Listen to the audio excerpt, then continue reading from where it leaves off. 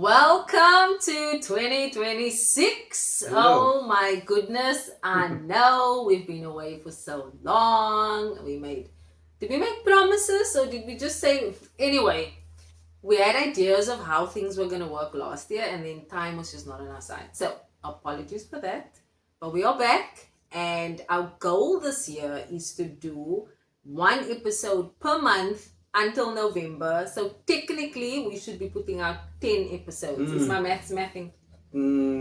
Yeah, sort of. Math lit is helping me through life. August is the 8th month of the year. Why are you saying that? What has August been the 8th month have relevance? Are we going to get to 10 episodes? November. Oh, okay. Why are you mentioning August? Okay. Random.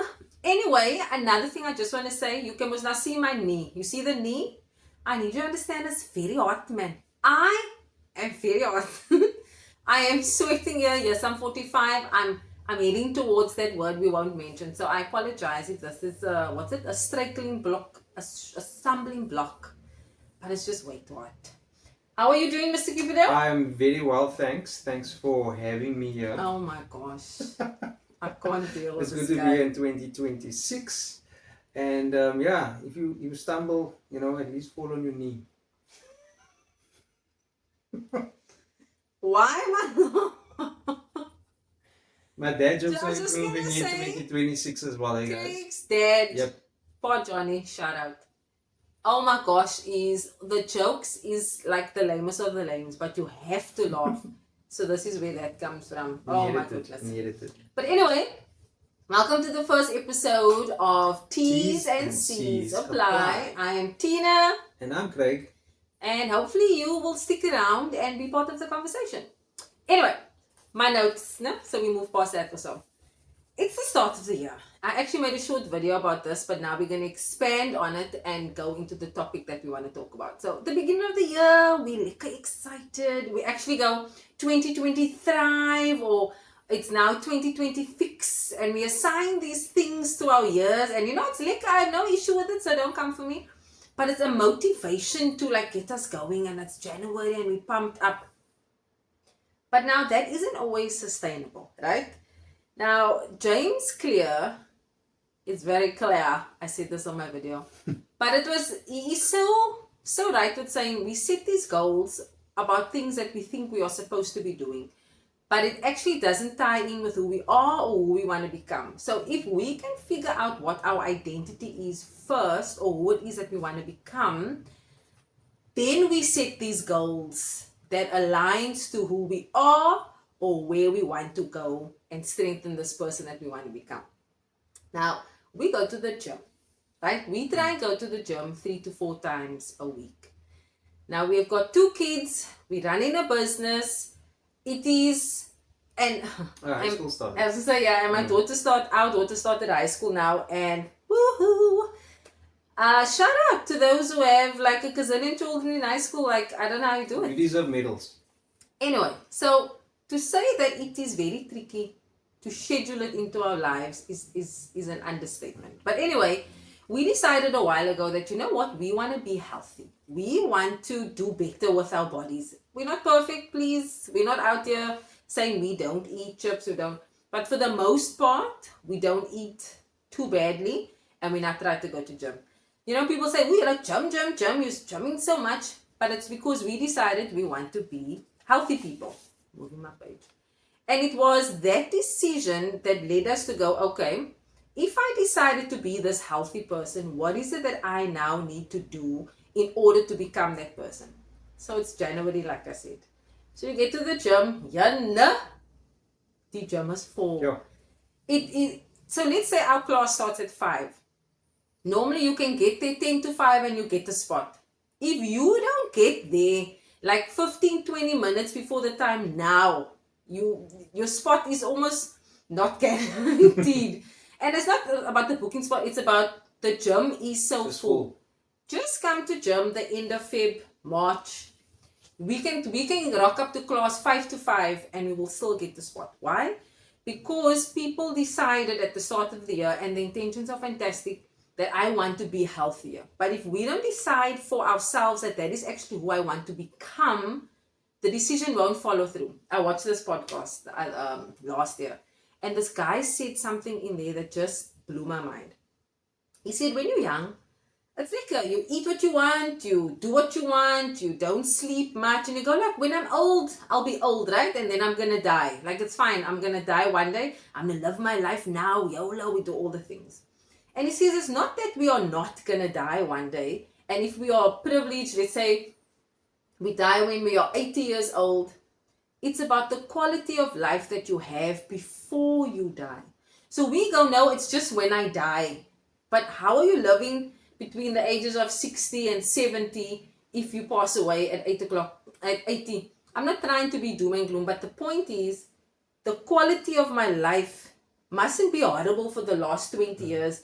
And that is dependent on some of the decisions that I've made before, because I didn't steward what God gave me well.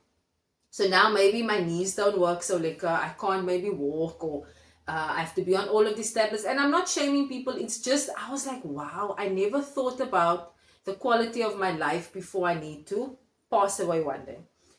So the thing is, we live in 2026. We are grateful that God gave us another year. Why don't we, instead of saying, okay, what goal am I going to set here? What is it that I want to do? Oh, I'm going to be healthy, I want to make more money. Why don't we rather ask, okay, what is it that God gave me that I actually need to steward well? So our topic for this first one is this thing called Stewardship. Stewardship. Thank you, my love. And it's not about going to the gym. So if I decide, okay, I want to be healthier because I maybe want to walk my daughter down the aisle, one day I want to see her get married, I want to see my grandchildren, whatever it is, and I say I don't have money to go to the gym. So start walking down the road, start lifting 5-liter water bottles for weight. So it's stewardship is not really about making excuses, man. It's about deciding I'm going to be this person, and then setting the goals and actions that must align to what it is that I said I want to become. So stewardship, there's a definition for this. It says it is defined as the careful and responsible management of something entrusted to one's care. Stewardship is realizing everything we have, God owns. And we need to manage that well. And when we think stewardship, we always think about money. And it's not only money. It's your time, it's your talents, it's your environment, it's your relationship, it's your bodies, and. So whatever it is that God gave us, He entrusted that into our hands. So I must ask myself, for 2026, what am I going to do with the thing that God entrusted me with? And that's not just my gift, it is everything. So that I can then be a better steward of what it is that He gave me. Wow, I almost missed my cue there, guys. So Genesis chapter 2 verse 15, it talks about man was put into the garden to care for it.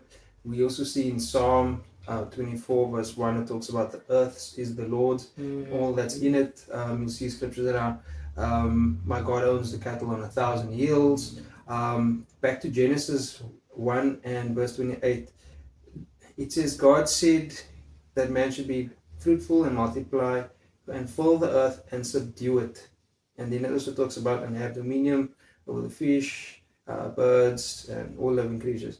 The word that I want to emphasize is subdue. And subdue in Hebrew, it's kabash, and it means to bring earth into its productive order it's supposed to be, or the ordered use of it, and acting as a responsible steward rather than an exploiter. So from the get-go, God has entrusted us with those things, which is His, and we obviously need to start with a mindset that, look, it is yours, Lord. Everything that I have is yours. And I think that's sometimes the difficult thing that we sit with as people. I mean, I've earned my money. Yeah. Why am I supposed to steward it in a certain way?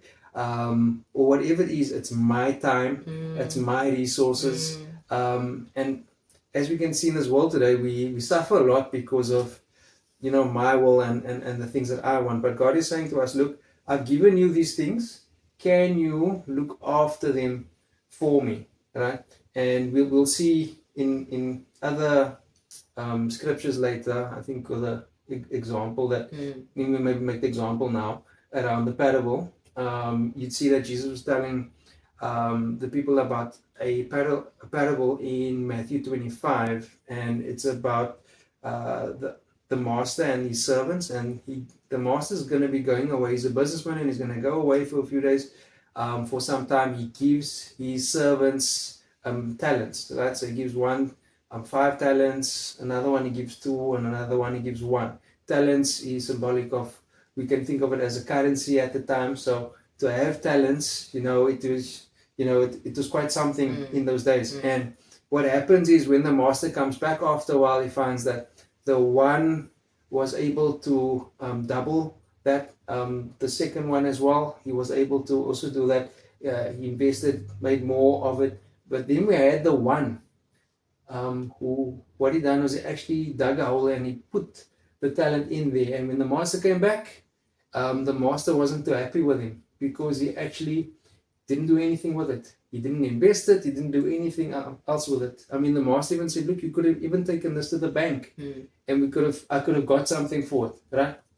What does he tell the other 2 servants? He says to them, "Well done, my good and faithful servant," right? Well done with what I've given you, and that you've actually stewarded in a way. What did he call the other one? He actually said the other one was, he said you were actually an evil wrongdoer, right? And it seemed like quite harsh when we look at it. But what God is really saying is like, are we actually using those things that you've given, that He's given to us in the way that it needs to be used?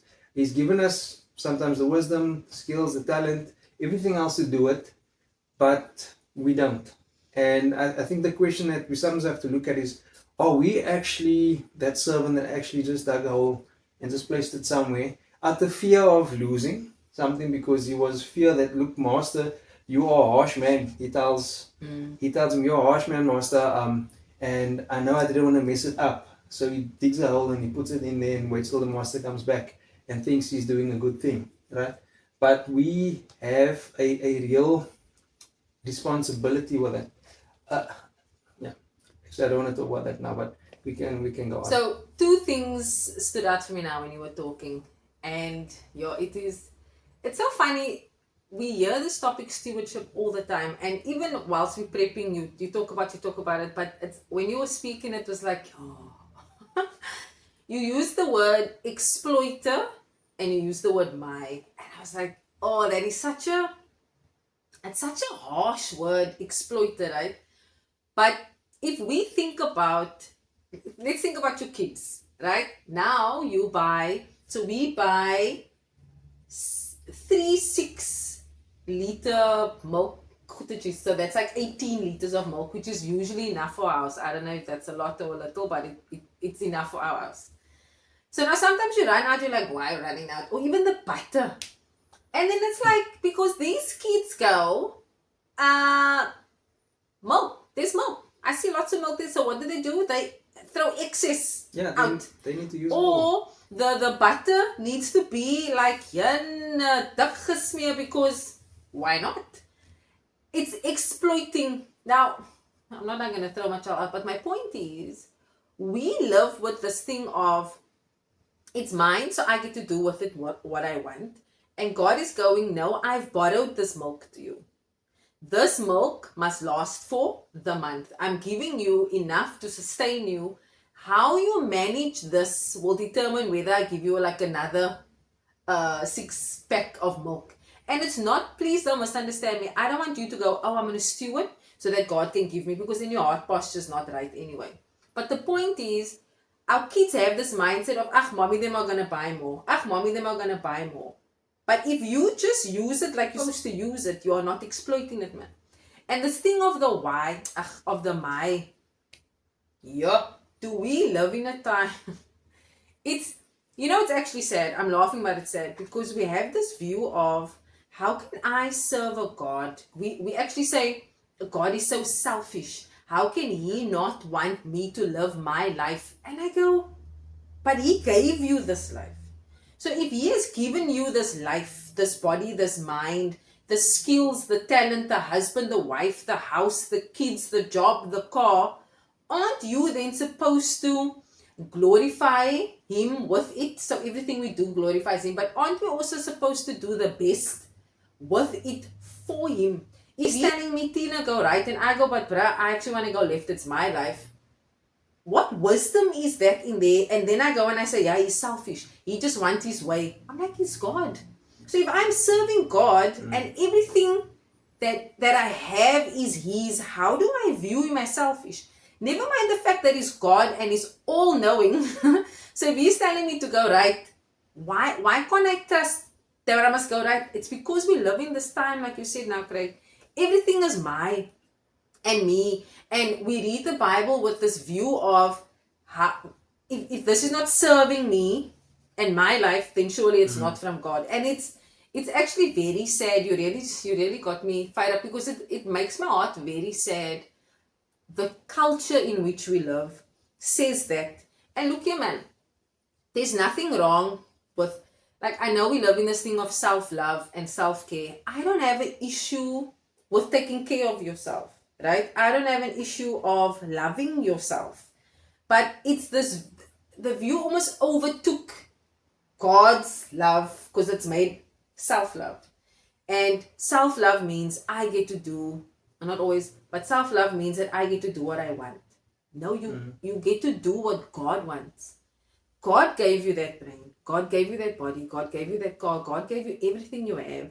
And if you're sitting in a space and a time and thinking, what kind of God is this? He's unjust because He just wants His way. I'm like, yeah, He put the stars in the sky, so His way kind of rules. He breathed His breath into your lungs. How do I now get to sit here and go, but it's not what I want? Oh, I don't mean to sound so judgmental. It's just, I just know so many people that were so strong in the faith, if I can say that, and they're going down this route of, this doesn't serve me. This doesn't serve my life anymore. Or I thought if I served God, this is where my life was supposed to be by now. Because we have this worldly standard of what serving God is supposed to look like. I was supposed to have my third car by now, and I'm still taking the bus. What kind of God is that I serve? You see, my heart is still after me. My man. Oh, anyway, I didn't mean that. No, Was it's cool. nowhere in my notes.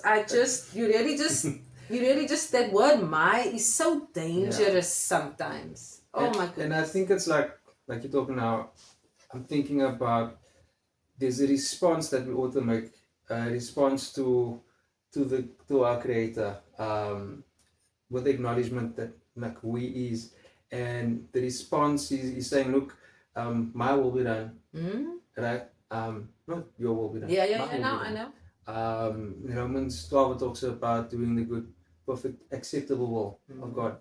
And when our posture is, when our lens is from that frame and our heart is from that frame, it really changes everything. Now it sounds like we're not even talking about stewardship now, but we are though. It's really at the heart of, you know, who we are and who we want to become as Christ followers, you know. And I think it's worthwhile getting a bit wound up about it, because we're living in a world where, like you mentioned, those things about self-love and all of those things, I think almost about the Creator and the creation, you know. And it's okay to like you said, do those things, but it's also, you can also make an idol out of yourself as well, you know. And that's just as important, you know, in not making idols out of certain things. And I think we'll talk a bit about how, even in my example, from a stewardship point of view, how I maybe made certain idols, or we had pride, you know, it fell into those things. And what, you know, really came from that was, we'll talk about it now. No, you might as well carry on, because we sound like very right, preachy and self-righteous, and you may be sitting going, oh, the nerve. But no, baby girl. Let me tell you this. We are going to tell you a time of how we didn't steward well. We were but this is what I like. We are but this is what I deserve. We are but surely, Lord, you wouldn't ask me to do this, because this is making me have less than what I was. So we speak of experience, and we are going to give you examples that really from 2020 2024, halfway through 2025. Oh my Sure. gosh, it is. 2.5 years. It was a long, it was a long time that we were in a situation because of our own decisions. And this is what I want to, this is what I want you to understand. We loved the Lord throughout this 2.5 years. We served Him throughout this 2.5 years. But we think because I'm born again, or I go to church, or I'm in the dance team, or I'm the preacher even, or I'm the sound guy, that somehow we are immune to our hearts being caught up in these my things. It's a lie.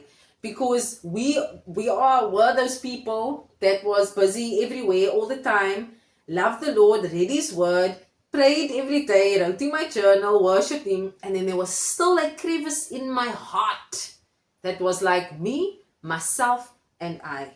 So we are going to tell you about I, but we'll start with Craig because it goes from there. Because I'm the problem child. No.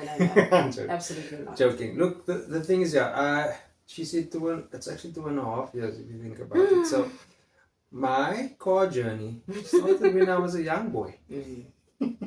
But I really liked a certain car brand, BMW, right? Still like it.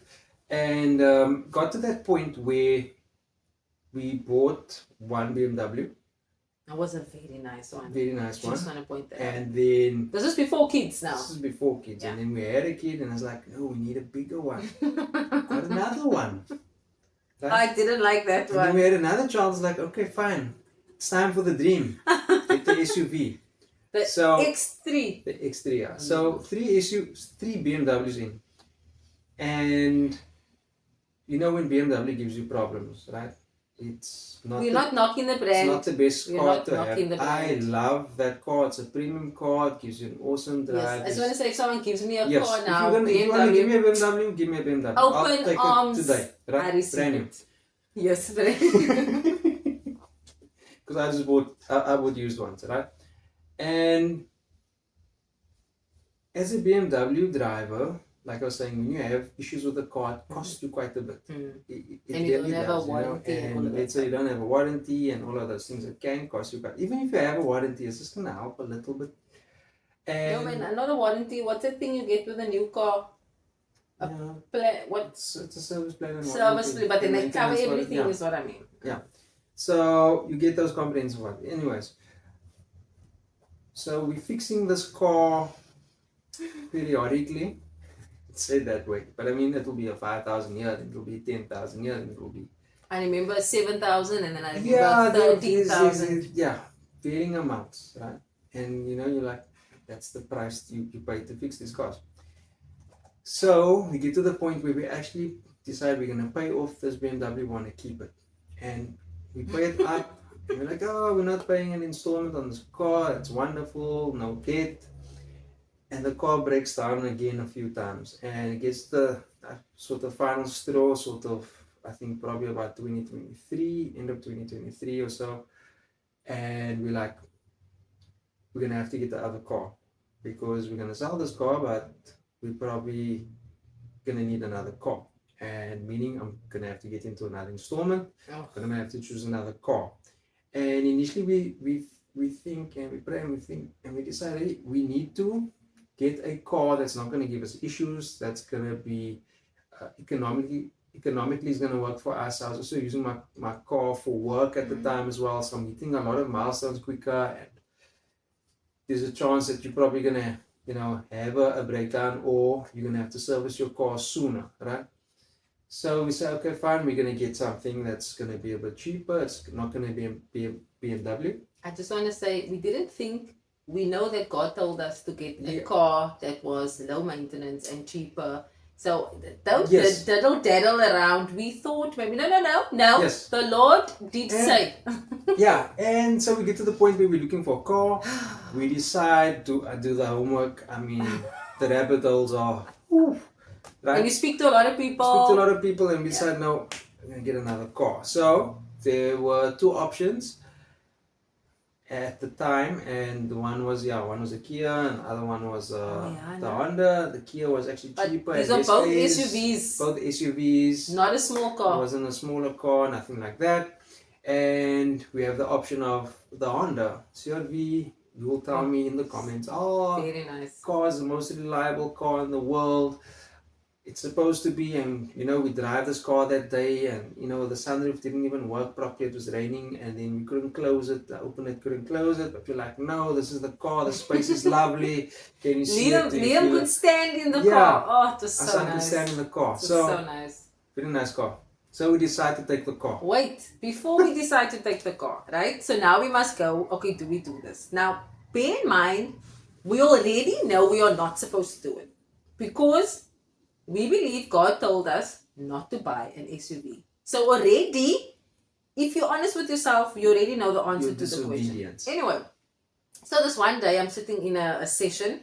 We were a group of consultants, facilitators, business owners, whatever. And we're having this amazing training session. And it was just, look here, man. It was like you're having all this epiphanies, and it was brilliant. And I sit in that moment.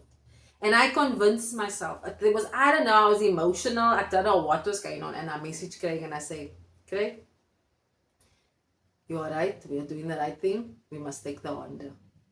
Yeah. Yep. And so we take the Honda. And dun, dun, dun. What ensues after that is a lot of pain. We bought a lemon basically. Yeah. It was a lot of money.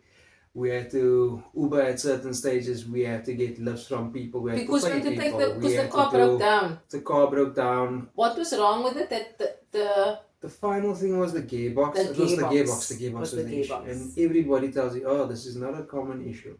Yes. On this car. Yeah. I mean, our neighbors have Hondas, and look here, they have been driving these Hondas since we are living here. So there's like 18 years, and their cars are still driving to this day. Yeah. This day. And that was our story for about 2.5 years. The car issue, but with the Honda specifically, I mean, that one was the one that eventually really drained us from a financial point of view, where yes, we spoke about paying certain things and doing certain things. I'm still studying at the time, and I have to still get through my studies. And normally what I do is every year, if I get something for my bonus, I just take that and actually just pay that towards my college fees, right? And so it's my final year of studies, and this car decides to break down. My warranty doesn't even cover all of it. It is like a small percentage of it. And we get to the space where I'm stressed out. Tina's stressed out. We're just not feeling too hopeful about things, and we've got bills to pay. Because the place that you took the car to, we obviously won't mention the place's name, but they would fix it, we'll get it back, and then like the next day we'd have to take it back again. It was this constant, it was an absolute nightmare. Now we have kids that go to school half an hour away from us, and if I must go and facilitate, sometimes I had to go to Century City side. Now you must Uber, and there's not a lot of Ubers from where we live, especially first thing in the morning. Yeah. Now you must ask friends, and you must pay friends, and you must pay Uber, and the amount of Ubers. Then Craig must go and fetch the kids with an Uber, then they must wait for an Uber to come home. It was just, I know that might be some of your lives, but you must understand, for us, you're still paying this installment on the car, right? And we had the privilege of having petrol in our car all the time. So we don't have that privilege. So now we're paying that installment. And on top of that, we must pay all of these extras. And Uber's not cheap. Not knocking Uber. It's just to make you understand that there's a scripture in the Bible somewhere where it says, it's like you're putting your money in your pockets with holes. Is that Amos or something? I don't know. It's in the Old Testament. And it felt like that it didn't matter how much money we got coming in. It was just never enough, and it was just not covering. It was just not covering all the things. And then it leads to this guy that needs to graduate in this. Yeah, and so, it gets to the point where I can't graduate almost. Yeah. And we just got to that point where we really didn't know. what was gonna happen. And uh, it sounds like a very long story and a long example, but like Tina said at the beginning, there was also a bit of an emotional. She had this emotional epiphany, or we what Justification. do I call? It's like we blackmailing ourselves, emotionally blackmailing ourselves, and we justify as to why we can do this or have this. And in our case, it wasn't the right thing, and it cost us to a lot of money and a lot of time that you don't really get back now, right? And And then what happened? So now you get to the point and you're like, Lord, help us. What must we do? And God's like, I told you what to do. So what we do, you actually said this the other day when we were talking. So what we do is it's like we almost hold God hostage in the sense of you didn't do the thing that you were supposed to do. Now you're in a pickle. And now you're going, God, please, God, please. And God's like, I already told you what to do. And now sometimes you go, the Lord's not answering my prayer. He's like, dude, I told you in 2023 already what you were supposed to do. Now you're sitting at the end of 2024. No? 25. No, 2024 you graduated, right? 24. And now we don't have money to pay this college fees. So we have to get to the point of saying, we have to get rid of this car. But now... we still have this installment that we have to pay, but now we go, okay. We almost like Jonah, man. Okay, Lord. Okay, Lord, I'm gonna go. Yeah. So now we go and do the thing that God told us to do anyway, and we go, we need to get a smaller car. And we're searching. And it's not a brand that none of our families ever had. Oh, my brother has one now, but then we go and we buy the car, and we have the car for about a year and a bit now. But the point was, we were like, okay. We messed up.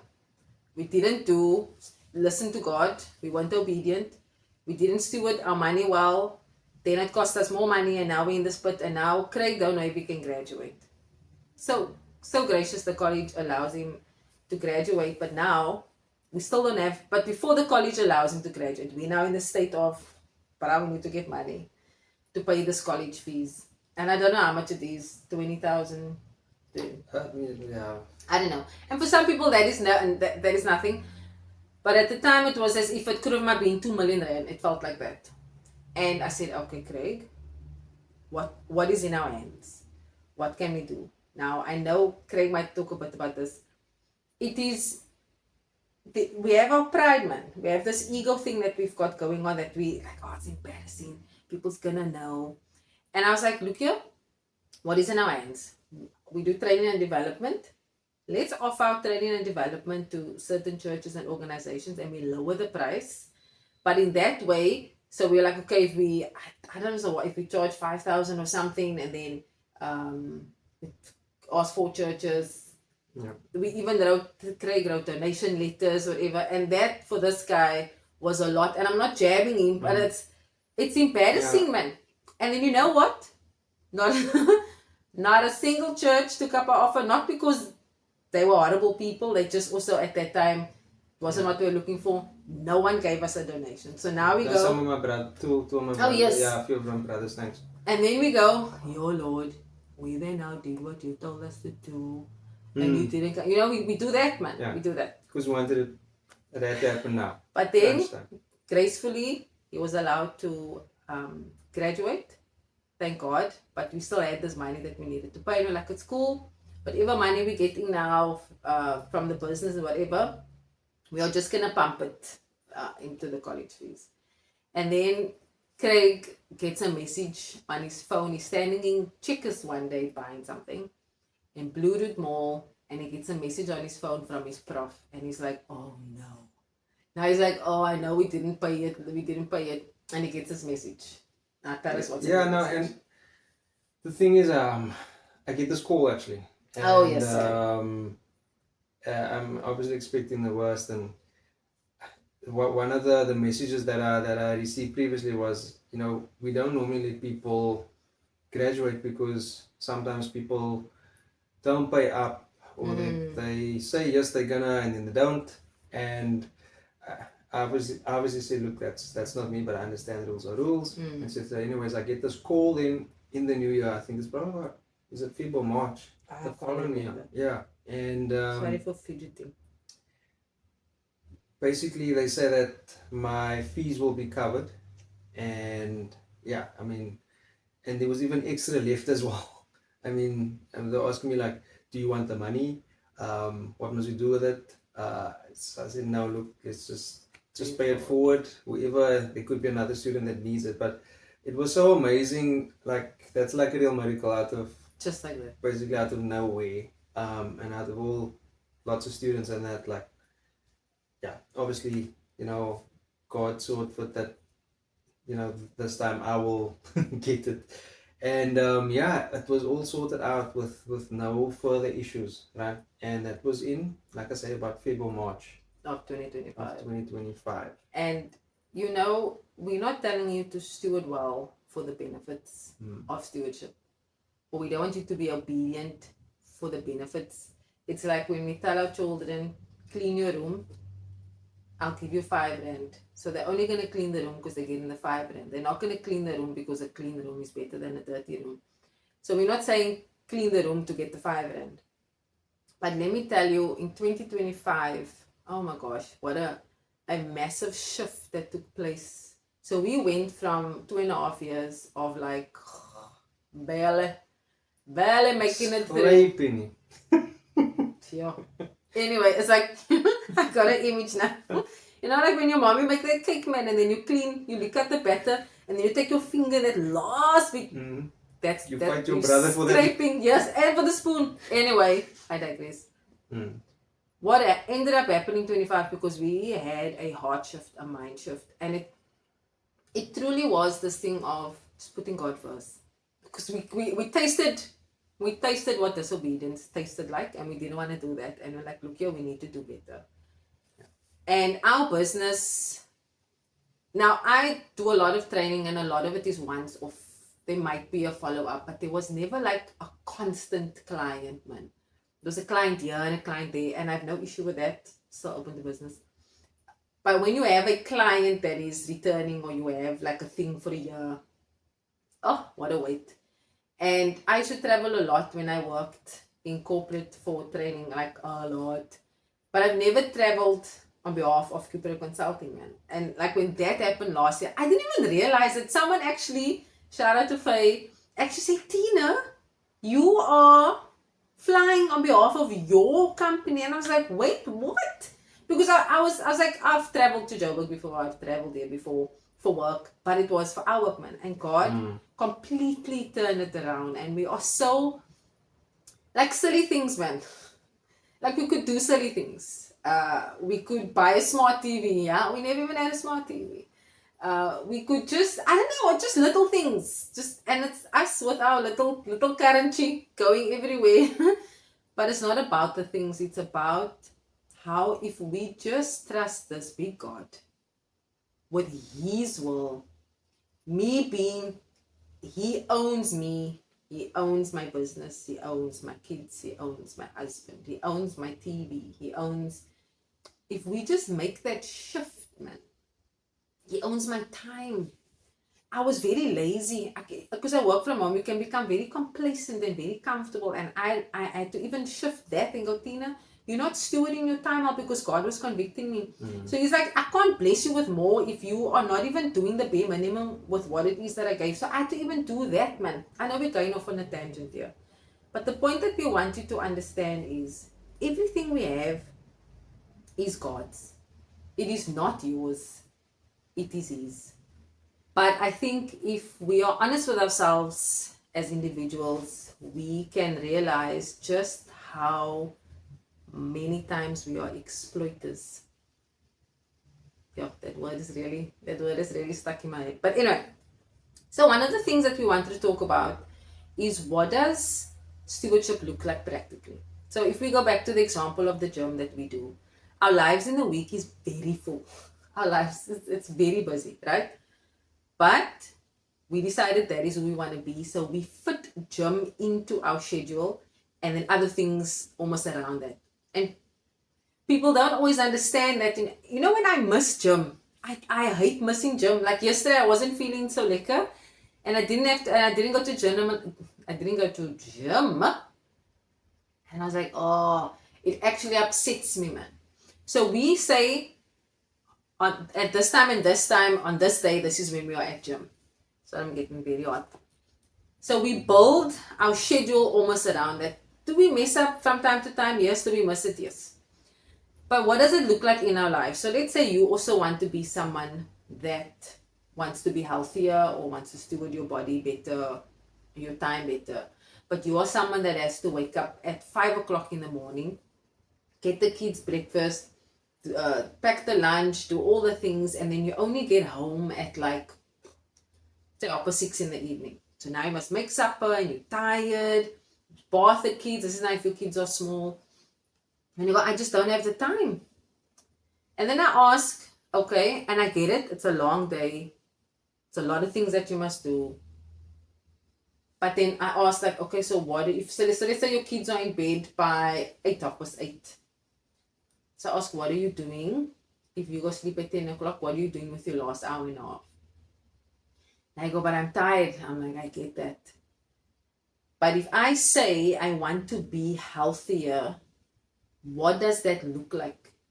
If I say I want to steward my body well, that becomes who I want to be, and then my decisions needs to align with that, even if it's gonna cost me time and effort, man. So we go to gym in June and July when it is storming outside. We go to gym when we're tired. We go to gym. Sometimes we literally get home, change into gym clothes, and we go. And we are so grateful. Our daughter, Sophia Alice, is able to do her homework at gym. There's space there. She can put the headphones on and she gets her homework done there. And that's what we do. And then we come back home and we eat and we do whatever. So we do have time. It's about how we use our time. Yeah. If you are saying, at opposite I'm too tired, then maybe you're the person that wakes up at 4:45 and you use your 15 minutes. Sometimes when you say I want to be healthier, then you go, oh, I have to start with by being like Tina then. They go to gym 4 times a week, 45 minutes every day. No. You start by saying I've got 10 minutes. You start by saying I have 5 minutes. How do you become the person that you say you want to be? You set the goals. But the goals is just stuff to do. Who do you want to be? And the decisions align with that. That's for me. If I don't do it, and look here, man, I like to sleep, eh? I like to sleep. So I work for myself, so a lot of times I'm at home. There's some training somewhere. I do a lot of work at home. And I can wake up, kids get done, Craig takes them to school, and then I can go sleep again. And I can start my day 9, 10 o'clock. Oh, wait, that's what I did. And I got lazy, and I got comfortable, and I had less time to do work. And God was like, check it, girl, I know, it's not going to work that way. So now I have to get up. Kids get done themselves, they begin to have to sort themselves out, and then by 7 o'clock I'm up. That might be late for you, but that's like very early for me because my day I used to get out of bed sometimes half past 8, 9 o'clock. Embarrassingly to time. Must be nice. No, it wasn't though, because it made me lazy and it made me skip on things that I said I wanted to do or the person that I wanted to become. Yeah. So you will fit it in, or you're going to steward, or you're going to make excuses. That's just what I want to say there. I don't know if you want to say anything else there. No, look, it's really the decision, and like someone always says, choose your heart type of thing, and it's like you have to make a decision and then just stick with it, man, and just start with where you are and with what you have, and just keep going. Yeah. But now I know we sounded very harsh, right? And now you may be the person that goes, yeah, you're right. I should have done better. Now there's nothing that we can do with our should-haves. We cannot go back and undo the laziness, the tiredness, undoing the, oh my gosh. And look, let me also say this. Sometimes we're in a period in our lives. I'm thinking of maybe a mother with a newly born baby. Yeah. Give yourself some grace. Yeah, no. Please.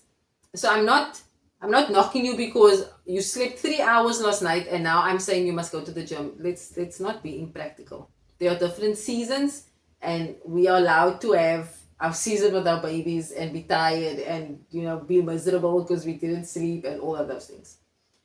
But now if you are the person that had the time and you were in the season where you could have done what you're supposed to do, there's nothing that we can do to undo the past, right?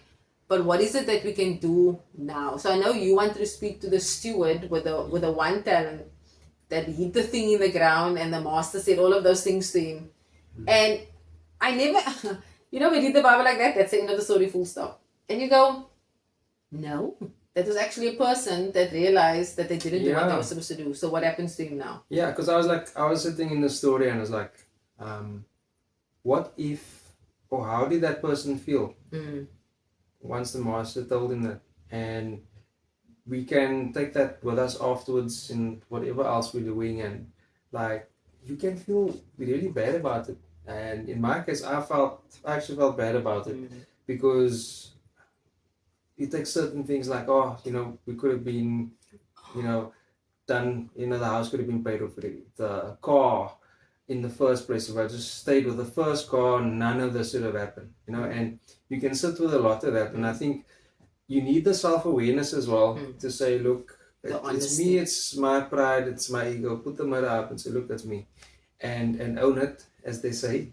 But at the same time, also knowing that God, there's also grace, man. And if you think about the prodigal son, for example, he wanted his inheritance before the time, he begged his father to get it, and he gets it, and he squanders it, and he goes and he parties, and he lives this life, and he gets to the point where he's basically, in the pigsty, and he's going to be eating the pig's food, and he comes to himself, and he's like, okay, what am I going to do? I'm going to go back to my father.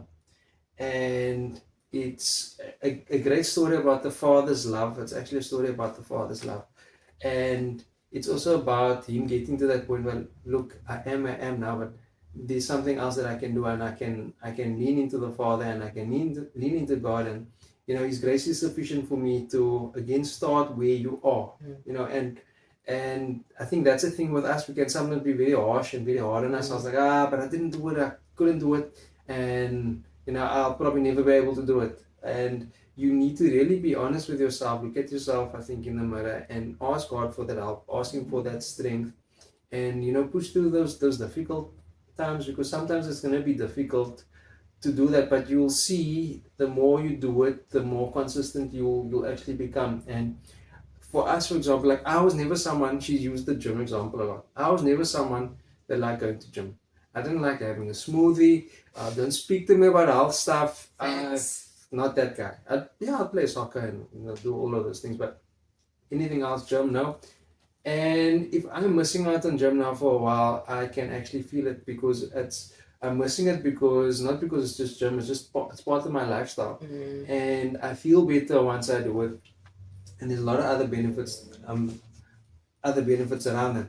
But I also had to get to that point where I had to say, look, fine, I'm gonna try this, and I'm gonna try and be more involved with my family. I want to do it for myself. I want to be healthy. For my kids, I can do things with my kids, and I can live hopefully a bit longer as well, by looking after this and stewarding this. So start where you're at. Sometimes, yes, you're gonna have the regret about, I could have, would have, should have, but there's nothing you can do about the past. And it's about looking to God and asking for that help, and asking, like, what should I do in this season now, and looking at what you have. Yeah, and I just want to say, he's so cute. Shame. Sometimes he's the only guy in the class there, but he's there by me. He's so cute. No, I know you like the class. And we're not saying, guys, you have to do the classes that you're interested in. We're also not saying that. Yeah. So if you're the guy that does the weights by the mirror, be the guy that does the weights by the mirror. I like the group thing. But to tie in with the prodigal son, because he got himself into that situation, and earlier on we spoke about how we sometimes hold God hostage because we put ourselves in situations. That doesn't mean God's not going to hear our cry when we now come to ourselves and realize, oh my gosh, I put me here. You can't. We're not saying that don't pray. Please call out to God, because God was gracious. God heard him there in the pigsty and was like, wait, man, I can go back. So when you get to that point where you realize, now I put myself here, you can go, wait, man, what is it that God told me to do in the first place? God, remind me again. God, help me. We're not saying you can't do that. But sometimes we pray for outcomes of situations after we put ourselves somewhere, man. Yeah. And what we're supposed to be doing is just doing the thing that we're supposed to do. Yeah.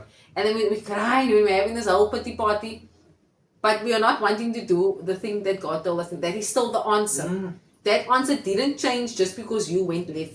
Right was still the thing to do. So now we pray and we pray and we pray. God's like, go right, bruh. I told you go right. And also, sorry, man. No, it's fine. There are consequences, man. So you're living in the consequence, and then you have a change of mind, which is fine. And I believe that God meets us in that space as well. 100%. However, for some people, it doesn't mean that the thing is removed. It just means that your heart is changed, and you move with Him in that direction. But sometimes there's still going to be the consequences of what you've done. But I think a changed heart and attitude in that space makes a big difference, because your path now isn't the one where you saying, look, I want to walk this way. Things have happened and there's some trauma, or there's some things related to that, consequences that's out of my control now. It's happened, but I'm walking in a different direction. Yeah, so I think that brings us to the end of this beautiful conversation. I know it might be a bit longer. No, not might. It is a bit longer than we usually have. But I think it was a very good conversation, and I hope that you find some encouragement in this. Not condemnation, not, oh, I'm a horrible person. No. It is, what can I do with what I have in my hands now? Stewardship is being obedient to what the Master is asking of you, of His things anyway that He's entrusted you with.